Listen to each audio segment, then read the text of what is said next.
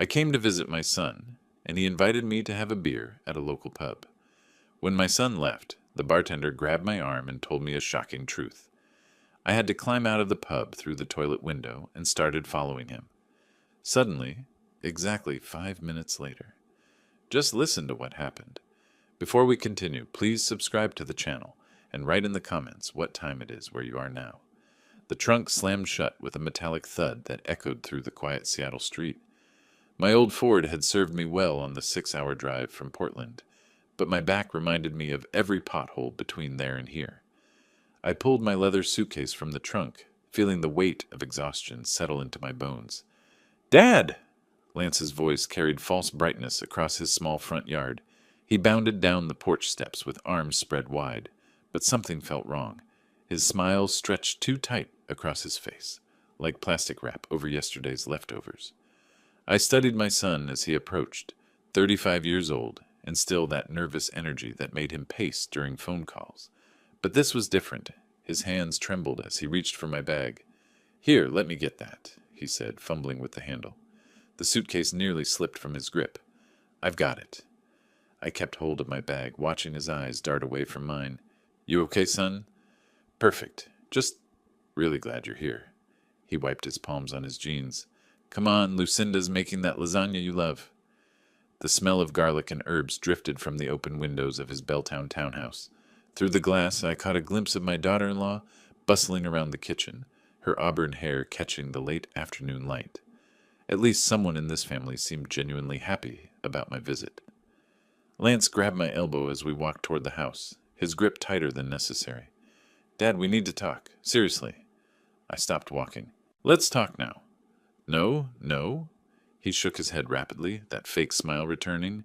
"First get settled. Rest after the drive. We'll have dinner, catch up properly.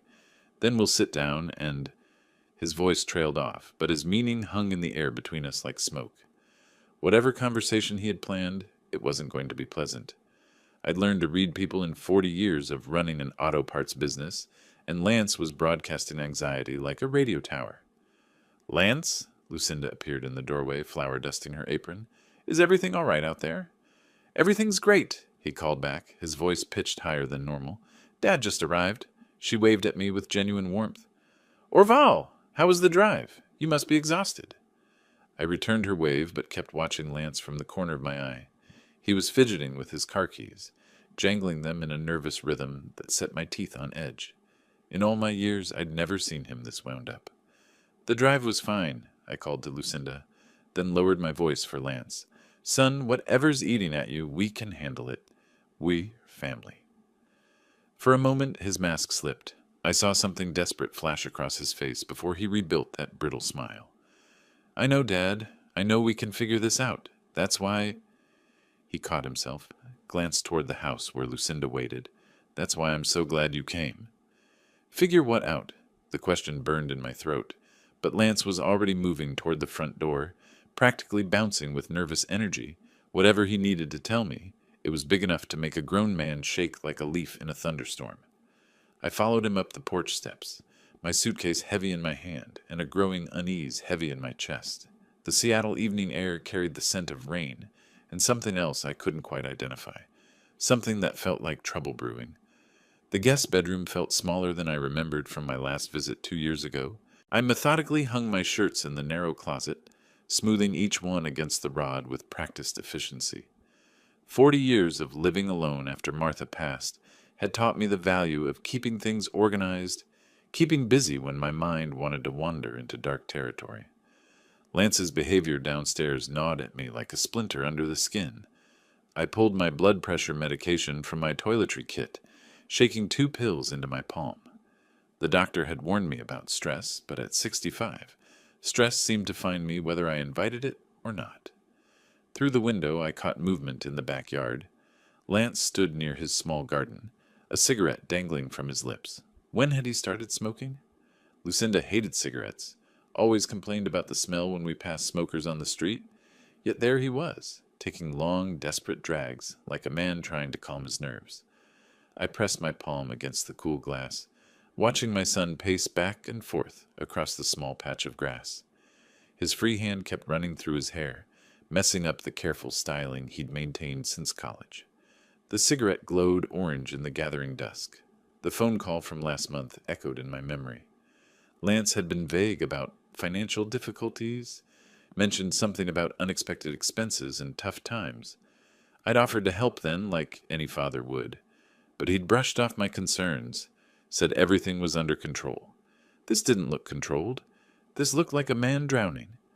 I sat heavily on the guest bed, feeling the spring's protest under my weight. The house creaked around me, filled with the sounds of domestic life. Lucinda hummed in the kitchen below, pots clattering as she prepared dinner. Somewhere, a television murmured about weekend weather forecasts and traffic updates. But underneath it all, I sensed something wrong. Call it intuition, call it paternal instinct, but Lance's behavior triggered every alarm bell I'd developed over decades of dealing with desperate customers who couldn't pay their bills. The desperate ones always had the same tells: the nervous laughter, the inability to make eye contact, the way they'd fidget with whatever was in their hands, the way they'd build up to asking for help, circling around the real problem like vultures around roadkill.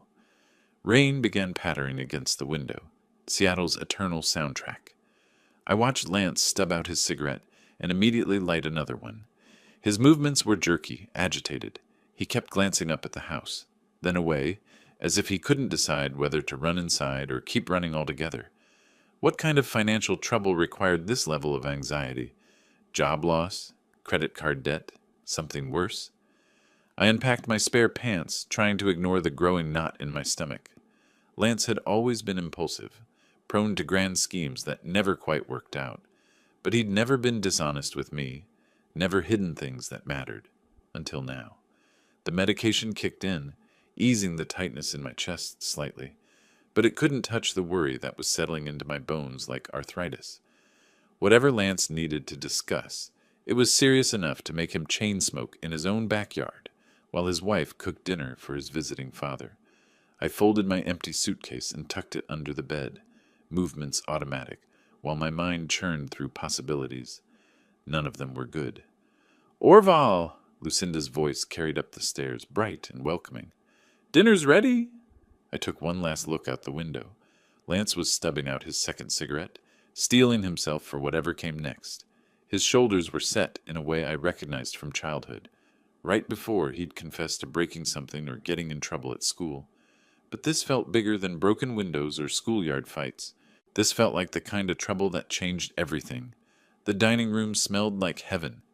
Lucinda had outdone herself with the lasagna, layers of cheese and meat sauce bubbling under a perfectly golden crust.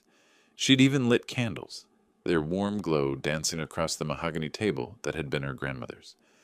"This looks incredible," I said, settling into my chair. The normalcy felt forced, like we were all actors playing parts in a family dinner commercial. Lance poured wine with hands that wouldn't stay steady.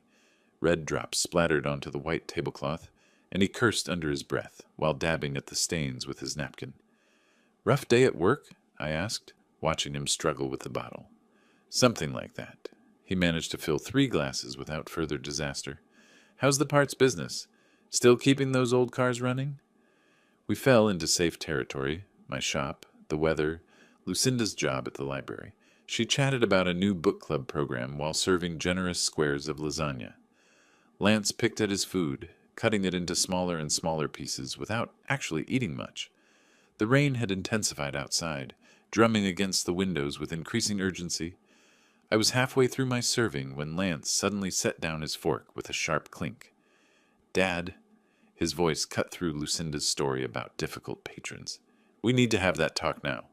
Lucinda's smile faltered. She looked between us with growing concern. "Lance, maybe after dinner," she started. "No, now." He turned to face me fully, his face pale in the candlelight. "Dad, I need money. A lot of money." I set my own fork down slowly. "How much is a lot?" "More than $1 million. The words hit me like a physical blow. I stared at my son, searching his face for any sign this was some kind of joke. But his expression was dead serious, almost desperate. "Are you out of your mind?" "I've done the calculations," he continued, as if I hadn't spoken. "Your business is worth about $600,000, maybe more to the right buyer. The house in Portland should bring another 400, plus your savings, your retirement accounts. You want me to sell everything? My voice came out strangled. Lose everything I've worked for because of your mistakes? Lucinda's face had gone white. She was staring at her husband like she'd never seen him before. They're not just mistakes, Dad. This is serious. Life and death, serious. Lance leaned forward, his eyes wild. I borrowed money from the wrong people, and now they want it back with interest. Lots of interest. Who did you borrow from? That doesn't matter. What matters is that I need over $1 million, and I need it fast. You're the only person who can help me. I pushed back from the table, my chair scraping against the hardwood floor. I'm not destroying my life to fix yours. Dad, please, his voice cracked. You don't understand what these people will do if I don't pay them back? Then you should have thought about that before you borrowed their money. Lucinda finally found her voice. Lance, what are you talking about? What people? How much did you borrow? He ignored her, keeping his eyes locked on mine. I'm your son, your only son. Doesn't that mean something? It means everything, I said quietly, but it doesn't mean I'm going to sacrifice 4 decades of work to bail you out of whatever mess you've created. The candles flickered in the sudden silence. Outside, the rain continued its relentless assault on the windows, matching the storm that had just broken over our family dinner table. I can lend you $200,000, I said finally. Cash, no questions asked, but that's my limit. Lance's face twisted with something between rage and disbelief. 200,000? Dad, that's not even close to... It's what I can do without destroying everything I've built. You never supported me. Lance's fist slammed down on the table with explosive force. Dishes rattled, wine glasses jumped, and a stream of red liquid spread across the white tablecloth like spilled blood. When I needed you most, you were always too busy with your precious business. I stood up slowly, crossing my arms over my chest. 40 years of dealing with desperate customers had taught me to recognize manipulation when I saw it. That's not true, and you know it. Isn't it? His voice pitched higher, more desperate. High school football. You missed half my games because of inventory deliveries. College graduation, you left early for some emergency parts order. And now, when I'm facing real danger, you offer me scraps. Lucinda had started crying quietly, tears streaming down her cheeks as she watched her husband transform into someone she didn't recognize. Her hands shook as she reached for her napkin. I can lend you $200,000, I repeated, keeping my voice level despite the storm raging across the table. Cash, no questions asked. Earn the rest yourself. Earn it, Lance laughed, a bitter sound that made my skin crawl. Dad, I don't have time to earn it. These people don't give extensions or payment plans. They break bones first, ask questions later. His chair scraped backward as he jumped to his feet, pacing behind the table like a caged animal. The candlelight cast wild shadows across his face, making him look almost monstrous. You have no idea what it's like, he continued, his voice breaking. Living with this weight, knowing that any day they might decide I've had enough time. 200,000 is nothing to them. It's an insult. Then maybe you shouldn't have borrowed from them in the first place. My calm response only seemed to fuel his rage. He grabbed his wine glass, and for a moment I thought he might throw it. Instead, he drained it in one gulp, red drops staining his lips. Easy words from someone who never took a real risk in his life, he spat. You played it safe, sold car parts to the same customers for decades. Never dreamed big, never reached for anything beyond your little corner of Portland. The accusation stung because it held a grain of truth. I'd played it safe after Martha died, focused on building something stable and reliable. But that stability was what allowed me to offer him anything at all. Those safe choices put food on your table and paid for your college, I reminded him. They built the business that's giving you this chance. Lucinda's quiet sobbing grew louder. She pushed back from the table, hugging herself as if trying to hold her world together. Please, she whispered. Both of you, please stop. But Lance was beyond hearing her. He leaned across the table, his face inches from mine. You know what Mom would say if she were here? She'd tell you to help your son. She'd tell you that family comes before business. The mention of Martha hit me like a physical blow, but I didn't let it show. Your mother would also tell you to take responsibility for your mistakes instead of blaming everyone else.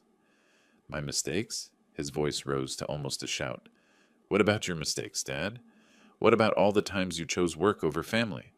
Maybe if you'd been there more, I wouldn't have. Wouldn't have what? Made the choice to borrow money from criminals? That's your decision, Lance. Own it. Lucinda's chair scraped against the hardwood as she stood abruptly, her tear-stained face flushed with determination. Enough! Her voice cut through our argument like a blade. Both of you, just stop it right now. The authority in her tone surprised us both. Lance's mouth closed mid-sentence, and I found myself stepping back instinctively. She wiped her cheeks with the back of her hand, leaving streaks of mascara that made her look older, wearier. This isn't solving anything, she continued, her voice shaking but resolute. You're both exhausted, angry, and saying things you don't mean. Everyone needs to go rest and calm down. Lance opened his mouth to protest, but she held up her hand. No arguments. Dad's had a long drive. You've been stressed for weeks. And She took a shaky breath. I need some time to process all of this. I looked at my daughter-in-law, really looked at her, and saw the toll this evening had taken. Dark circles under her eyes, tension in her shoulders, the way her hands trembled as she spoke. Whatever problems Lance had brought to our family, she'd been carrying the weight of them too. Lucinda's right, I said quietly. I'm sorry for the shouting, Lucy. This isn't what I wanted for tonight. She managed a weak smile. I know. I know you both love each other, even when you're fighting like this. Lance ran his hands through his hair, messing up the careful styling from earlier. For a moment, he looked like the little boy who used to have nightmares and crawl into bed with Martha and me. Fine, he muttered. Maybe some space would be good. He moved toward the living room, then stopped and turned back to us. But, Dad, this conversation isn't over. We need to find a solution. We will, I promised, though I wasn't sure what that solution might look like. Lance nodded curtly and headed for the stairs. His footsteps were heavy on each step, and when he reached the second floor, his bedroom door slammed with enough force to rattle the picture frames in the hallway. I stood there for a moment, listening to the sudden quiet that had settled over the house. The rain continued its steady percussion against the windows, and somewhere in the kitchen the dishwasher hummed to life. Go on up, Lucinda said softly, already moving to clear the dining table. I'll take care of this. You don't have to. I need to keep my hands busy, she interrupted, stacking plates with mechanical precision. It helps me think. I watched her for a moment, this young woman who'd married into our complicated family and was now dealing with consequences she'd never signed up for. The lasagna sat mostly untouched, cold and congealed on the serving dish. What should have been a celebration dinner had turned into something else entirely. Thank you, I said finally, for intervening, for trying to keep us civilized. She paused in her clearing, holding a stack of plates against her chest. He's scared, Orval. More scared than I've ever seen him. I don't know what kind of trouble he's in, but it's eating him alive. The admission hung between us like a confession. Then she turned back to her tasks, and I headed slowly toward the stairs, my knees protesting each step upward. The hallway was dim, lit only by a small nightlight near the bathroom. Lance's door remained firmly closed, no light visible beneath it, but I could hear movement inside, pacing perhaps, or the restless sounds of someone who wouldn't be sleeping anytime soon. My hand found the doorknob to the guest room, cold metal against warm palm. Behind me, the house settled into evening rhythms. Lucinda's quiet movements downstairs, the whisper of rain, the distant hum of appliances. I sat heavily on the guest bed, feeling every one of my 65 years settle into my bones like sediment in still water. Through the window, Seattle's evening stretched out in shades of gray and gold, streetlights beginning to flicker on as the rain painted everything in watercolor streaks. My wallet felt heavier than usual as I pulled it from my back pocket. Behind my driver's license and credit cards, Martha's photograph smiled back at me, the same picture I'd carried for 12 years since the cancer took her. She was laughing at something I'd said just before the shutter clicked, her eyes bright with the kind of joy that had made our 30-year marriage feel like a privilege rather than a commitment. What would you do, honey? I whispered to the photograph. How do we help him without enabling him? The silence gave me no answers, but Martha's face reminded me of better times. Lance at 7, losing his first tooth and demanding the tooth fairy leave him a silver dollar instead of quarters. Lance at 16, nervous about asking Sarah Mitchell to the prom, practicing his speech in our kitchen mirror. Lance at 22, graduating college with a business degree and dreams of starting his own company. Somewhere between those dreams and tonight's desperate demands, something had gone wrong. Terribly wrong. From downstairs came the gentle clink of dishes being washed, Lucinda working through her own shock and confusion in the only way she knew how, keeping busy, maintaining order in a world that suddenly felt chaotic and dangerous.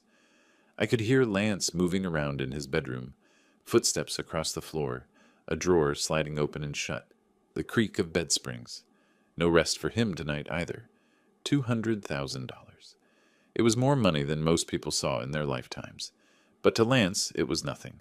Scraps, he'd called it.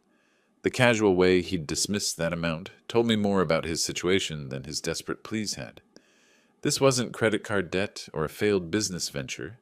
This was something darker, more dangerous, but giving him everything he wanted would destroy me financially. At 65, I had no time to rebuild from nothing. The business, the house, my retirement savings, they represented 4 decades of careful planning and hard work. Without them, I'd be just another old man dependent on Social Security and the kindness of strangers. Yet he was still my son, still the boy who'd crawled into my lap when thunderstorms scared him, who'd asked me to teach him how to change oil and balance a checkbook. The boy Martha and I had raised to be better than this. Maybe 300,000 would be enough. It would hurt, require me to leverage the business and dip deeply into retirement funds. But I could survive it, still have something left to live on, still maintain some independence. The rain intensified against the window, and I realized I was thinking like a businessman again, calculating risks, weighing options, looking for compromises that might satisfy everyone involved. It's how I'd approached every major decision since Martha died. Practical, methodical, safe. But this wasn't a business transaction. This was my son's life, possibly hanging in the balance. Through the floor I could hear Lucinda's voice, soft and concerned. Then Lance's deeper tones, too muffled to make out words, but carrying the unmistakable cadence of persuasion. He wasn't sleeping either. He was downstairs, probably trying to convince his wife to help him convince me. I tucked Martha's photograph back into my wallet, decision crystallizing like ice forming on a winter pond. 300,000, final offer, enough to show I loved him, not enough to destroy everything his mother and I had built together. The thirst hit me like a reminder of my mortality. Dry mouth, scratchy throat, the kind of dehydration that comes from emotional exhaustion. I pushed myself up from the guest bed, joints protesting after an hour of sitting and thinking. The house had settled into evening quiet. Lucinda's movements long since ceased from downstairs. My bare feet found the hardwood hallway floor, cool against my skin. The stairs creaked under my weight as I descended slowly, one hand trailing along the banister for balance. At my age, nighttime navigation required more caution than pride wanted to admit. The kitchen felt different in near darkness. I flicked on the small light above the sink, casting a warm glow across the granite countertops that Lucinda kept spotless. The tap water ran cold against my fingers as I filled the glass, the simple act somehow soothing after the day's emotional storms. "Dad?" I turned, water glass halfway to my lips. Lance emerged from the living room shadows like a ghost, his silhouette backlit by the faint glow of streetlights through the front windows. He moved slowly, cautiously, his head hanging in what looked like genuine shame. "Son, what are you doing up?" "Couldn't sleep." He stepped into the kitchen's circle of light, and I saw something different in his face.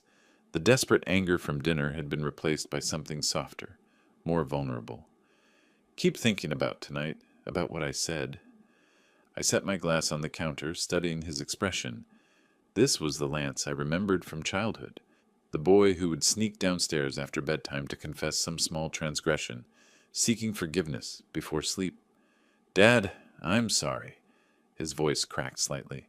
"I was cruel earlier, said things I didn't mean, blamed you for things that weren't your fault." The apology hit me harder than his anger had. "We both said things—" "No, listen." He stepped closer, close enough that I could see the exhaustion in his eyes. "You're my father. You've given me everything, and when you needed respect in return, I gave you demands and accusations. Martha's photograph seemed to whisper approval from my wallet upstairs. This was what she would have wanted, her son recognizing his mistakes, seeking to make things right. I accept your apology, I said quietly. Would you? He hesitated, then looked up with hopeful eyes. Would you come out with me? Maybe grab a beer somewhere, talk like normal people instead of fighting like children? The invitation surprised me. It's getting late? Please, Dad. I know a quiet place nearby. The Foggy Lantern. Nothing fancy, just a neighborhood pub where we can sit and talk properly. Like friends. Friends. When was the last time Lance and I had been friends instead of father and son locked in generational conflict? Maybe Martha had been right about giving people second chances, about believing in the possibility of change. All right, I heard myself saying. That sounds good, son. His smile transformed his face completely, erasing years of tension and replacing them with something approaching joy. He stepped forward and wrapped his arms around me in an embrace that felt both surprising and natural. Thank you, he whispered against my shoulder. This means everything to me. I hugged him back, feeling the solid weight of my adult son in my arms. For the first time all day, hope flickered in my chest. Maybe we could work through this together. Maybe the $300,000 I'd decided to offer would be enough to start rebuilding our relationship along with his life. Let me get my jacket, I said as we separated. Mine too. It's cooling off outside. Lance was already moving toward the front closet, his step lighter than it had been all evening. The Foggy Lantern has great beer on tap, and they usually have a game on. Remember when we used to watch baseball together when you were teaching me about batting averages? Of course I remember. The memory warmed me more than the kitchen's overhead light. You kept stats in that little notebook. Still got it somewhere. He handed me my jacket, then shrugged into his own. Ready to go make some new memories? I nodded, following him toward the front door. Behind us, the kitchen light created a warm rectangle on the floor, but I was already looking forward, toward whatever waited at this neighborhood pub, toward the conversation that might finally heal the wounds between us. The Foggy Lantern lived up to its name. Amber light filtered through decades of cigarette smoke that had stained the wood paneling a rich brown, and the neon beer signs cast colored shadows across worn leather booths. It felt like the kind of place where neighborhood regulars nursed the same beer for hours while arguing about sports statistics. Lance led me to the bar counter where a stocky man with graying temples was polishing glasses with practiced efficiency. His name tag read Marvin, and he had the bearing of someone who'd seen enough of life to remain unimpressed by most of it. Evening, Marvin, Lance said with casual familiarity. 2 drafts, whatever you recommend. Marvin nodded without comment, pulling 2 perfect pints of amber ale. His movements were economical, professional, but I caught him studying Lance with the subtle attention bartenders develop for reading customers. Thanks, I said, as he set the glasses in front of us. The beer was cold with a clean bite that cut through the day's accumulated stress. Above us, a baseball game played on the mounted television. The Mariners were down by 3 in the 7th inning, and the small crowd of patrons offered occasional commentary to the screen. It felt comfortable, normal, like countless father-son evenings should have been. Remember when we used to watch games together? I asked, settling onto my bar stool. You were maybe 12, kept asking me to explain the infield fly rule. Lance's smile was genuine, reaching his eyes for the first time all day. Of course, Dad. You taught me to love baseball, said it was about patience, strategy, waiting for your pitch. Still good advice. For baseball and life, he agreed, raising his glass. To second chances. I clinked my beer against his, feeling something loosen in my chest that had been tight since dinner. Maybe this was what we'd needed all along, neutral territory away from family expectations and old grievances. The beer went down easy, and I found myself relaxing for the first time since arriving in Seattle. Lance seemed different here, more like the son I remembered, less like the desperate stranger who demanded my life savings. He asked about the shop, laughed at my stories about difficult customers, shared memories of helping me organize inventory during summer breaks. I miss this, I admitted as Marvin refilled our glasses without being asked. Me too. Lance took a long pull of beer, then glanced toward the entrance. Really missed it. Behind the bar, Marvin continued his quiet work, but I noticed him watching Lance with increasing frequency, professional interest, maybe, or the natural wariness bartenders develop toward customers who seem nervous, despite friendly conversation. Because Lance was nervous. Now that I was looking for it, I could see the subtle signs. Fingers tapping against his beer glass, quick glances toward the door, the way he checked his phone when he thought I wasn't watching. "Everything all right, son?" "Perfect." His response came too quickly, too bright. "Just enjoying the evening, you know? Sometimes you forget how good it feels to just sit and talk." The baseball game ended with the Mariners stranding 2 runners, and Marvin reached for the remote to find another channel. The movement seemed to make Lance more anxious, his eyes tracking every person who entered or left the pub. "Dad, would you excuse me for a minute?" Lance stood abruptly, fishing his phone from his pocket. "Need to use the restroom, maybe make a quick call." "Sure thing." I watched him navigate between tables toward the back of the pub, beer glass still half full on the bar counter. Something felt off about his sudden departure, but I couldn't put my finger on what exactly. Maybe he was just checking on Lucinda, making sure she wasn't worried about our late-night excursion. Marvin appeared in front of me, wiping down the already clean bar surface with methodical strokes. "Nice evening for it," he said conversationally. "For what?" "Father-son time. Don't see much of that anymore." His eyes flicked toward the back of the pub where Lance had disappeared. "Your boy seems restless tonight." Before I could respond, something in Marvin's expression shifted. His casual demeanor sharpened into something more focused, more urgent. He leaned slightly across the bar, his voice dropping to just above a whisper. "Listen, old-timer," he said, his words carrying the weight of serious concern. "We need to talk." Marvin's hand clamped around my forearm with surprising strength, his grip urgent but not painful. The easy bartender facade had completely disappeared, replaced by something harder, more military in its intensity. "Listen to me very carefully," he said, his voice barely above a whisper. "Your son was in here earlier today with 3 men. I overheard them talking about your elimination." The word hit me like ice water. "What? That's impossible." "Look for yourself." Marvin's free hand reached under the bar counter, revealing a small security monitor built into the bar's surface. The screen showed multiple camera angles of the pub's interior and exterior, including a clear view of the entrance area. "There," he pointed to the main camera feed, showing the pub's front entrance. "Right now." My blood turned to lead. On the grainy but clear security footage, Lance stood just outside the entrance in animated conversation with 3 men who looked like they'd stepped out of a crime movie. One was tall and lean with the predatory stillness of a former cop. Another built like a linebacker with hands that could crush concrete.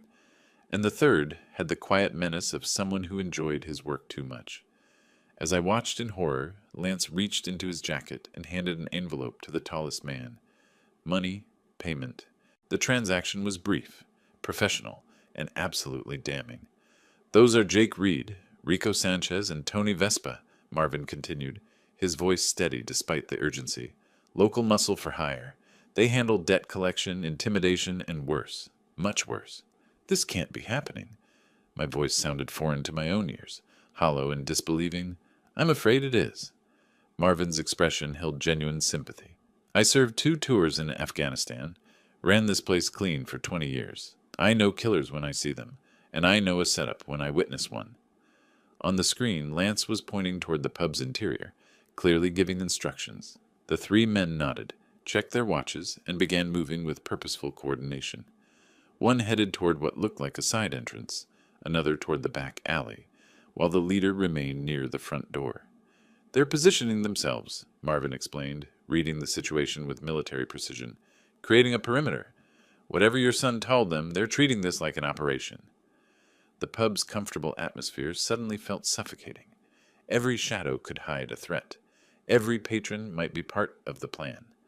The baseball commentary continued on the television, oblivious to the fact that someone in this room was marked for death. "I can't believe Lance would—" But even as I said it, pieces were falling into place. The desperate demands for money, the calculated manipulation, the fake reconciliation that had brought me here.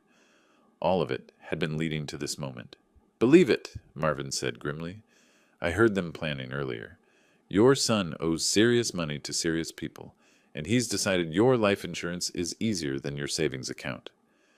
My hands trembled as I gripped the bar counter, trying to process this impossible reality.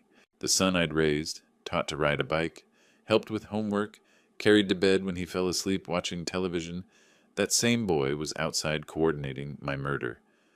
"What do I do?" The question came out as a whisper. Marvin's answer was immediate and certain. "You get out, now, through the back exit while they're still getting into position." He reached under the counter again, this time pulling out what looked like a small knife. "Take this, and whatever happens, don't go home tonight. Find somewhere public, somewhere safe." On the security monitor, Lance was shaking hands with Jake Reed, sealing some kind of agreement. Then he turned back toward the pub's entrance, ready to return to his role as loving son while professional killers prepared to make him an orphan. "Why are you helping me?" I asked, pocketing the knife with nerveless fingers. "Because 27 years ago, someone's father saved my life in a firefight outside Kandahar." Marvin's eyes never left the security screen. "And because some things are just right or wrong, no matter what family politics are involved." Through the pub's dim interior, I could see Lance making his way back from the restroom area, phone still in his hand, probably confirming timing with his hired killers. His face wore the same loving expression he'd shown me all evening, but now I could see it for what it really was, the mask of a son planning patricide. "Thank you," I whispered to Marvin, my voice barely audible above the pub's background noise. He nodded once, a soldier's acknowledgement, then turned back to polishing glasses as if nothing had happened. I stood slowly from my bar stool, fighting every instinct that screamed at me to run. Running would draw attention. Running would get me killed. Instead, I walked with measured steps toward the back of the pub, past the pool table where two college students argued about a missed shot, past the corner booth where an elderly couple shared nachos and reminisced about their dating years. The men's room door felt heavier than it should have as I pushed it open. My hands were shaking now, adrenaline flooding my system like it hadn't since Korea, 60 years ago when bullets sang overhead, and survival meant making split-second decisions with incomplete information. I locked the door behind me, the metallic click echoing in the small tiled space. The bathroom was cramped, barely 6 feet wide, with a single window set high on the back wall.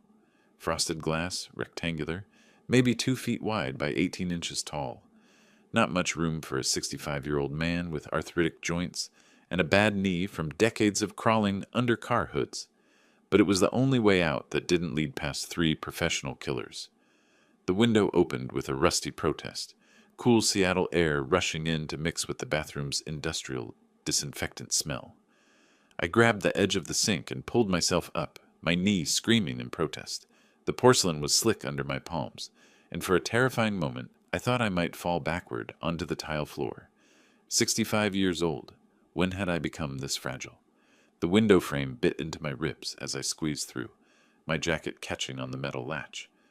Below me, the alley stretched away into darkness, punctuated by a single security light mounted on the building across the narrow space.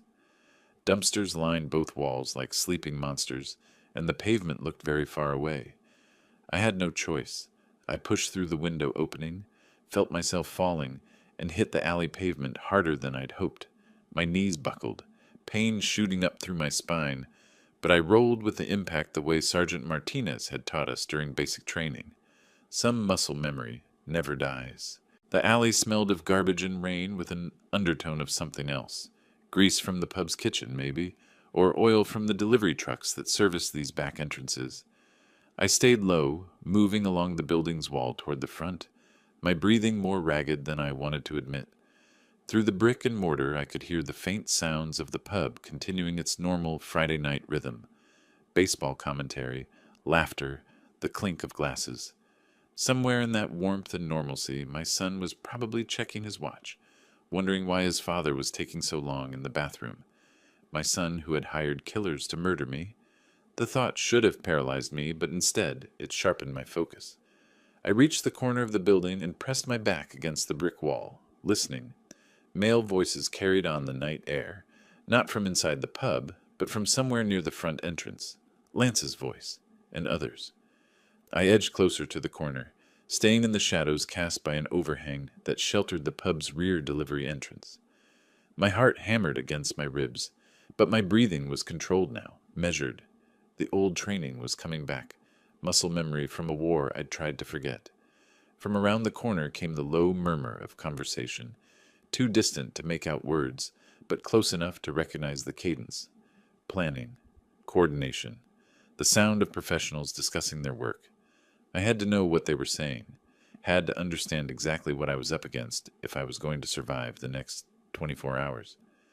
The knife Marvin had given me felt solid in my jacket pocket, but I had no illusions about my chances in a fair fight against 3 younger, stronger men. This wasn't going to be a fair fight. Moving carefully, I crept toward the front of the building, using parked cars as cover. A Ford pickup truck sat at the curb directly across from the pub's main entrance, its bulk providing perfect concealment. I crouched behind its rear bumper and peered around the tailgate. Under the amber glow of a streetlight, Lance stood with 3 men who looked exactly like what they were. Professional violence wrapped in casual clothes.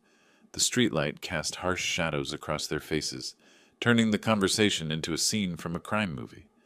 I crouched behind the pickup truck's tailgate, close enough to hear every word, far enough away to remain invisible in the truck's shadow. "Tomorrow at 8, the tall one was saying, his voice carrying the kind of authority that came from years of giving orders others didn't question. This had to be Jake Reed, the ex-cop Marvin had identified. Make it look like an accident. Brake failure, steering problem, something mechanical. Lance nodded eagerly, like a student receiving instructions from a beloved teacher. He always parks in the same spot behind his shop. Creature of habit, you know? Been using that space for 20 years. What kind of car? The stocky one, Rico Sanchez, had a voice like gravel in a cement mixer. Matters for the setup. Old Ford pickup, probably 10 years old. He maintains it himself, changes his own oil, all that stubborn independent stuff. Lance's casual dismissal of his father's self-reliance made my stomach turn. Blue, 4-door extended cab. The third man, Tony Vespa, spoke quietly, his words barely carrying across the street. Security cameras in that area? A few, but nothing that covers the parking area directly. The angle's wrong from the street cameras, and the shop's system focuses on the front entrance, not the employee lot. They'd thought of everything. This wasn't a crime of passion or desperation. It was a methodical assassination planned with professional precision. I memorized every word, every detail, storing it all for whatever came next. 200,000 is cheap for this kind of work, Rico complained, shifting his weight from foot to foot. Usually we get $500,000 for a clean elimination. Lance's voice tightened. That's all I have right now in cash. But once the inheritance comes through, he spread his hands in a gesture that promised future riches. We're talking about over $1 million in total assets. I'll double your fee once everything's settled. And if the old man changed his will? Jake's question was pointed, professional. If he left everything to charity or some girlfriend we don't know about? He didn't. I've seen the will. He had me witness it 3 years ago when Mom died. Everything comes to me, then to Lucinda, if something happens to me. Lance's confidence was absolute, chilling. He's too sentimental to cut out his only son. Too sentimental? That's what 40 years of loving someone unconditionally got you. A reputation for being too sentimental to protect yourself from their betrayal. Tony was studying the pub's entrance. What about the wife? She going to be a problem afterward? Lucinda? Lance actually laughed. She barely balances the checkbook. Won't ask questions about insurance money or inheritance details. And if she does, he shrugged with casual cruelty, she's not really a problem we can't handle. The threat against my daughter-in-law crystallized something cold and hard in my chest. These weren't just killers. They were predators who viewed innocent people as obstacles to be eliminated. Lucinda, who made lasagna and tried to keep peace in her family, who had no idea she'd married a monster. 7 o'clock tomorrow, Jake was saying, pulling an envelope from Lance's outstretched hand. We meet at the usual spot, confirm the target's location, then move into position. Clean, simple, no complications. What about afterward? Rico asked. Body disposal. Leave him in the truck. Make it look like he had a heart attack or stroke after the accident. Old guy works too hard, high stress, happens all the time. Paramedics won't look too closely at a 70-year-old's heart giving out. 65, not 70. But I suppose to them all, old men look the same.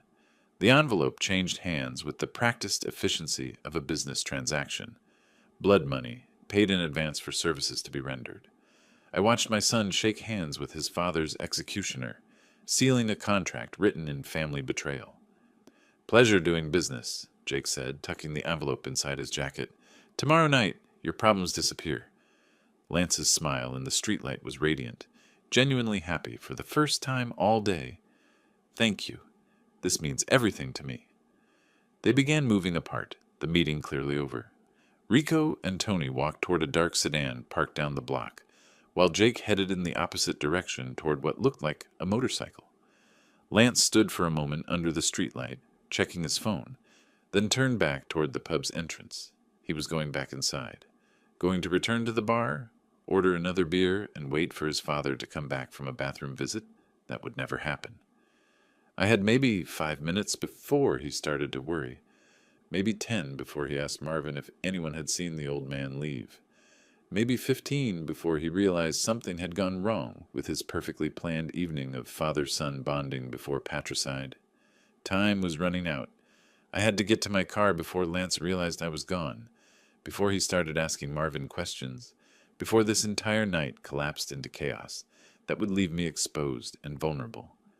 I moved quickly but quietly across the street, staying in the shadows between streetlights.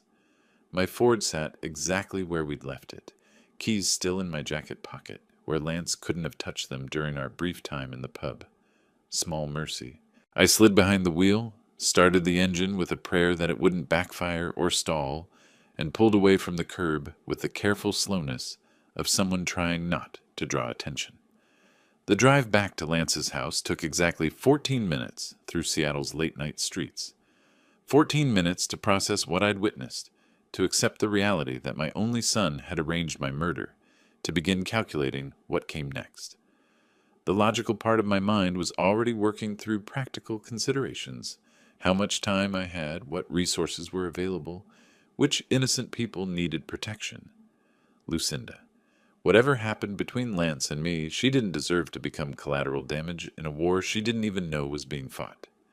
I parked 3 houses down from Lance's townhouse, the same careful distance I'd learned during night reconnaissance operations in Korea. The street was quiet, windows dark, normal people sleeping through what felt like the most important night of my life. I walked quickly but quietly to the front door, using the house key Lance had given me with such apparent trust just hours earlier. The lock turned smoothly, the door opening into the darkened living room where this evening's catastrophe had begun. I stood for a moment, listening. Somewhere upstairs, Lucinda was sleeping, probably exhausted from the emotional turmoil of our dinner argument. She had no idea her husband was currently sitting in a pub, wondering why his father was taking so long in the bathroom. The guest room felt different now, not welcoming, but like enemy territory I needed to escape. I packed methodically, the way Martha had taught me during our early years of marriage when my night shifts at the shop meant coming home at strange hours. Every item had its place, every movement calculated to avoid noise that might wake the house. My blood pressure medication went into the toiletry kit, clean shirt and underwear folded into the suitcase. The photograph of Martha, still carrying her warmth and wisdom, tucked safely into my wallet. Everything that mattered, everything that made this place temporarily home, erased as if I'd never been here. Before leaving, I took a piece of paper from the guest room's small desk and wrote carefully in my most legible handwriting. Lucy, your husband is in danger. If you love him, take the children and go to your mother's house tomorrow morning. Don't ask questions. Just leave. Trust me. Oh, it wasn't the whole truth, but it was enough truth to save her life. I placed the note on the kitchen counter where she'd find it when she made her morning coffee, weighted down with the salt shaker so it wouldn't blow away if someone opened a window. Then I was back in my Ford, backing carefully out of their neighborhood, leaving behind the son I'd raised and the daughter-in-law I'd grown to love. The highway stretched ahead, dark ribbon leading home to Portland, to safety, to whatever came after tonight. I-5 South was nearly empty at this hour, just long-haul truckers and the occasional late-night traveler making the run between Seattle and Portland. Good driving conditions, clear weather, 3 hours to think through everything I'd learned and decide what to do with it. My phone started ringing when I was 20 minutes outside Seattle city limits. Lance's number on the display, probably calling from the pub's parking lot, after Marvin told him nobody had seen the old man leave. I let it ring. It rang again 5 minutes later. Again 10 minutes after that. By the time I crossed into Oregon, the missed call counter had reached double digits. By the time I saw the Portland city limits sign, it had reached 37 missed calls. 47 missed calls by the time I pulled into my own driveway. 47 desperate attempts to reach his father, to explain away tonight's disappearance, to get back on schedule for tomorrow evening's 8 o'clock appointment with murder. Lance was panicking now, realizing his carefully laid plans had somehow gone wrong, that his target had vanished into the Seattle night without explanation. I turned off the phone and dropped it into my jacket pocket. Tomorrow I would need to decide what to do with everything I'd learned tonight. How to protect myself, how to save Lucinda, how to stop 3 professional killers from collecting their blood money. Tonight, I was just a 65-year-old man who'd discovered his son wanted him dead, and I was tired in ways that sleep couldn't fix. But I was alive, and now I knew exactly what I was fighting against. If you liked this story, please like this video, subscribe to the channel, and share your impressions of this story in the comments. To listen to the next story, click on the box on the left. Thank you for watching.